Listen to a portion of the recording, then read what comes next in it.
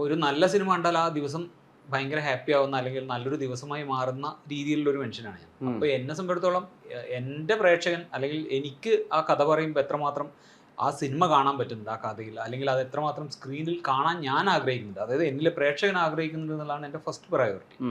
അപ്പോൾ നമുക്ക് കുറച്ചുകൂടെ വേൾഡ് സിനിമകളുടെ ഒരു എക്സ്പോഷർ കിട്ടിയതുകൊണ്ട്, ചെറുപ്പം തൊട്ട് നമുക്ക് അത്തരം സിനിമകൾ കാണാൻ പറ്റിയതുകൊണ്ട്, ഒരുപക്ഷെ ഡിഫറെൻ്റ് ആയിട്ടുള്ളൊരു തോട്ടുമായിട്ട് ഒരാൾ വരുമ്പോൾ പെട്ടെന്ന് നമുക്കത് പിക്ക് ചെയ്യാനുള്ളൊരു ഒരു എന്താ പറയുക, ഉള്ളിൽ നിന്ന് തന്നെ നമുക്കൊരു ത്വര വരും.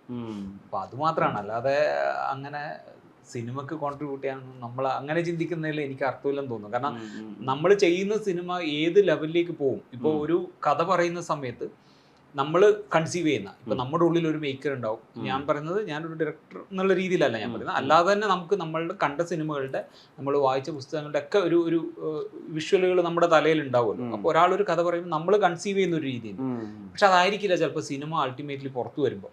കാരണം അതിനകത്ത് ഒരുപാട് ഘടകങ്ങൾ അല്ലെങ്കിൽ ഒരുപാട് ആളുകളുടെ ഒരു കൊളാബറേറ്റീവ് ആർട്ടാണല്ലോ സിനിമ.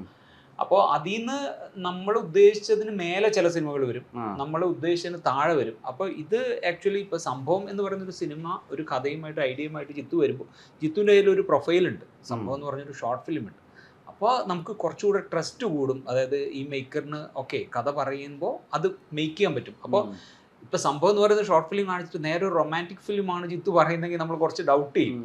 കാരണം ജിത്തുവിന്റെ റൊമാൻസ് ഇപ്പൊ എനിക്കറിയാം, അന്ന് എനിക്കറിയില്ല, ആദ്യം പറയും. അപ്പൊ